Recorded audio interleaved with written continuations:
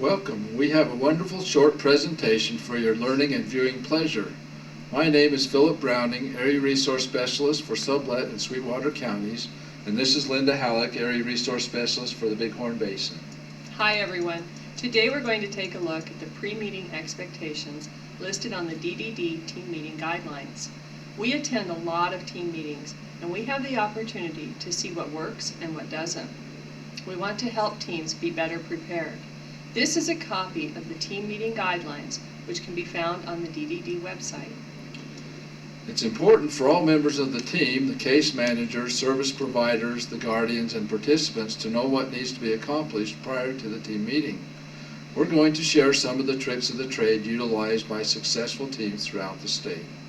Some of these ideas you're already incorporating, some you may want to adopt, so let's get started with the team's responsibilities in preparing for the annual plan of care meeting. And we'll mention the differences for the 6-month review meeting as we go. Case managers are responsible to make sure the annual plan of care meeting is held in a timely manner so the plan can start on the designated start date. Guardians need time to make informed choices regarding the providers they want on the plan of care. Providers need ample time to organize the information they'll be bringing to the meeting. We're going to use a timeline for demonstration purposes. Let's say the plan of care start date is December 1st. The case manager needs to make sure guardians and or participants are supplied with the roster of the current service providers before the meeting date is set. The guardian needs time to interview other providers and make a selection. The guardian and or the participant needs to inform the case manager of their selection so the providers can be invited to the meeting. A good time to make sure the guardian and participant has the roster and choice form is during a monthly home visit. As you can see from the timeline, the roster is provided a full 60 days before the meeting date. Some case managers are probably shaking their heads saying, no way. But remember, the team meeting is not to be scheduled until after choices of providers are made by the guardian and or the participant. Take a look at the team meeting checklist under pre-meeting expectations.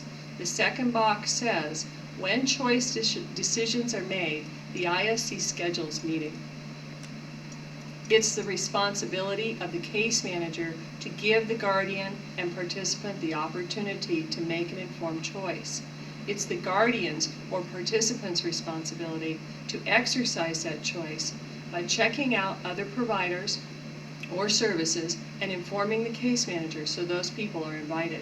If no changes are being made, great. But if there are, this gives everyone time to plan. We're stressing this point because there are too many times where guardians and or participants are presented with choice just as the meeting is beginning or sometimes after the fact. In order to alleviate any confusion about offering informed choice, make sure choices are offered before the meeting is scheduled and that the form is signed at the time the choice is offered. The technical checklist, which is filled out by the ISC and sent in with the plan of care, states the choice form is to be signed and dated on or before the meeting date, but the choice needs to be made before the meeting is scheduled. Okay, now the meeting needs to be held 30 days from the plan date as per the waiver rules. So that means the meeting is to be scheduled approximately 60 days from the plan start date. It's important for guardians to understand that the meeting has to be scheduled this far in advance. So please work cooperatively with your case manager to schedule the meeting and make every effort to keep that date. Once the meeting date and time are established, the case manager sends notices to the participant, the guardian, providers, the ARS, and anyone else the guardian specifies. Remember, the notice must include the IBA, the individualized budgeted amount. It's very helpful to have the address of the meeting, the case manager's name and contact information, and the team members' names and services listed as well. The notice you're looking at is a good example to follow. Once the notice is sent, the case manager will summarize the incident reports, seizure logs, behavior plan information, and current services and progress to share at the team meeting. So providers, please make sure your documentation is current and sent to the ISC by the 10th of each month. The case manager will also be collecting information for the About Me section, updating medical and medication information prior to the meeting. Then, at the meeting, more time can be focused on developing objectives and schedules and strategies for the following year or updating at the 6-month review. The providers are also expected to prepare in advance.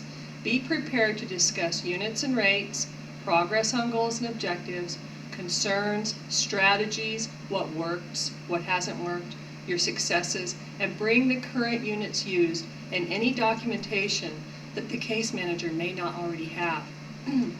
It's good practice to write a summary to bring to the meeting so you don't forget something, or you can make sure the ISC has that summary if you're unable to attend the meeting, so your input can be shared and used in developing that plan of care. Guardians and participants need to prepare as well. Be prepared to discuss your needs and wants for the following year. Write down your ideas and bring them to the meeting. Make sure you have completed the About Me section of the plan so that ISC can share it with the team. It's always great to have completed the medical and medication information prior to the meeting so it can be reviewed quickly. Many guardians keep a calendar of appointments throughout the year. Some guardians have developed manuals and journals containing all kinds of wonderful information about the participant, so the providers will know as much as possible about the person they're serving. If it's a 6-month review, give the team feedback about how you're doing and what's working or not working for you. Team meetings can be a time where the team can celebrate successes in a person's life and progress towards their goals.